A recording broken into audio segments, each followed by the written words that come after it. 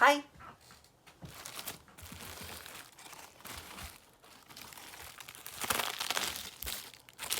Today we're having Arby's. I don't think I've ever had Arby's, especially since I see it all over the TV. Where's the beef? I think that's the one for this one. Ooh.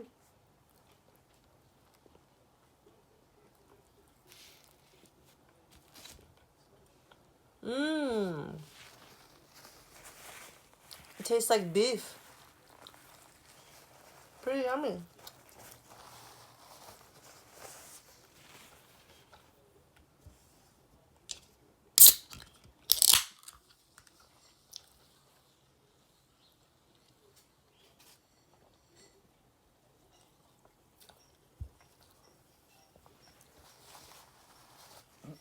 Oh, excuse me.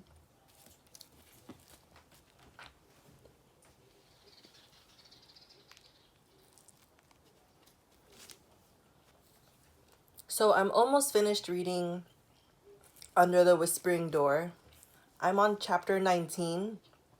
There's 22 chapters. And there's a quote that I found. Well, maybe like a few quotes that I found. Do you hear that?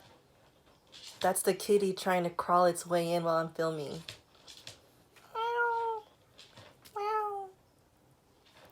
Anyway, one of the quotes I found is, "You think this is about you?" And in reference to the book is about death and how, why me? It shouldn't have been me. And that relates a lot to real life, or whatever life you want to call life. And over time, I learned that it's not about me. Like, dude, it's not about me all the time. You know what I'm saying? So sometimes it's important to think about others and understand their perspective on life and what they're going through, because not necessarily how they act towards you is because of you. They could probably be going through something, and it just so happens you're in the line of defense and you're like, oh shit, man, he's mad at me, or she's mad at me, or they're mad at me. And then you think it's all your fault, but really, no, dude, it's not you. It could literally be them. Eat time.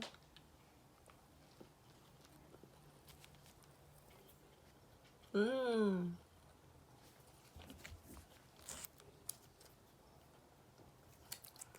This is Arby sauce.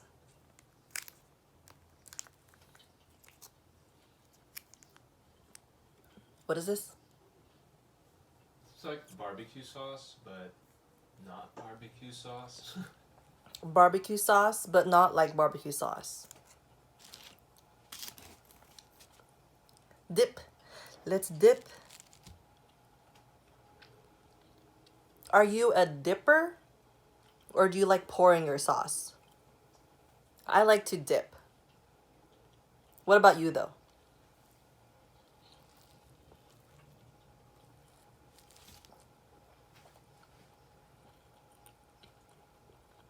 Hmm. It adds a kick. I think I like it naturally, though. Go away.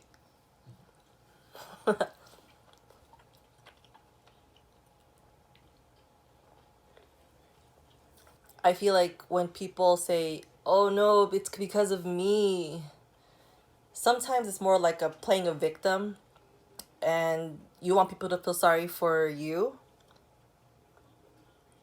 And it sounds really strange, but sometimes that's how it is, of it's all about me. It's all about me. That you forget that other people have feelings and that you're not the priority. So say if someone's like, oh, if someone cuts you off on the freeway and you're driving, going 65, 70, the usual, and they cut you off, and you get angry. Like, why did you cut me off? Why? Tell me why. And you start to chase them. Maybe you even throw a finger at them. Like, why did you cut me off? If you take a step back, you'll realize that it's not about you. They didn't really think to cut you per se off. You just so happened to be the person they cut off in that moment. And whenever people cut me off, and I mean, I hardly drive because I'm scared of driving. But when I do drive and people do cut me off, I always think in my head, they probably have to go poo poo. Like their stomach really hurts and they really gotta go. And that relieves the pressure of me thinking that, oh no, it's me. Like, why me? I'm going the right speed. I'm not invading traffic or anything. So it really helps to put into perspective of what other people are thinking or could be thinking.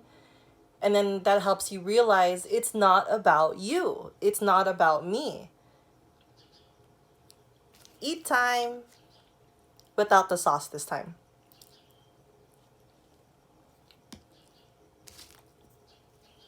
The next time someone gets angry with you or upset with you or even frustrated with you, do your best to not take it personally.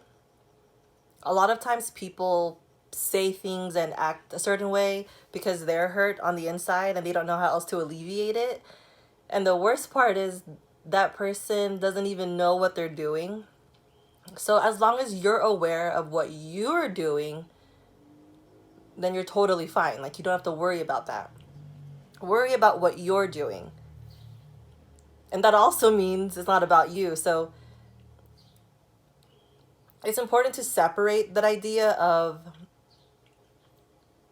it's not about you while also worrying about what you're doing. Eat time.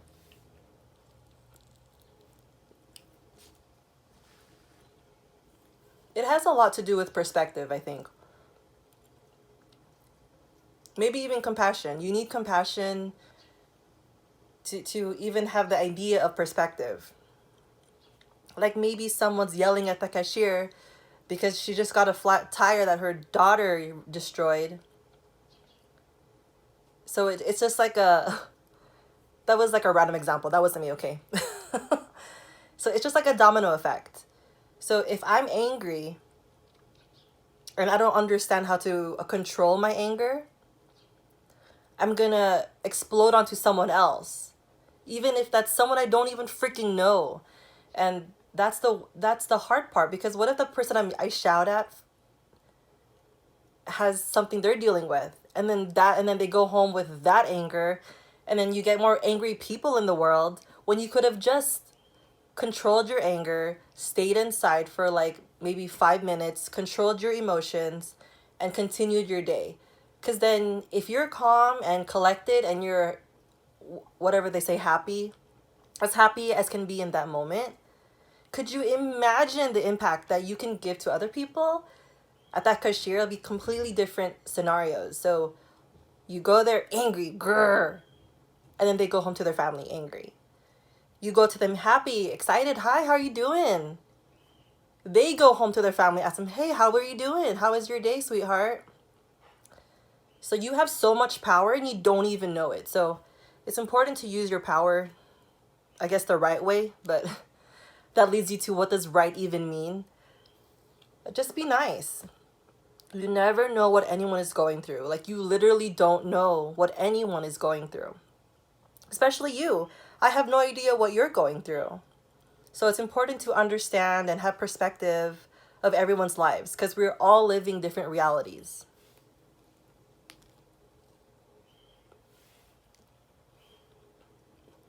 Don't you hate that when you eat all the meat and then you're left with bread? I mean, I love bread, so this is totally fine. But I know people who are like, dang, the meat wasn't equal to the bread.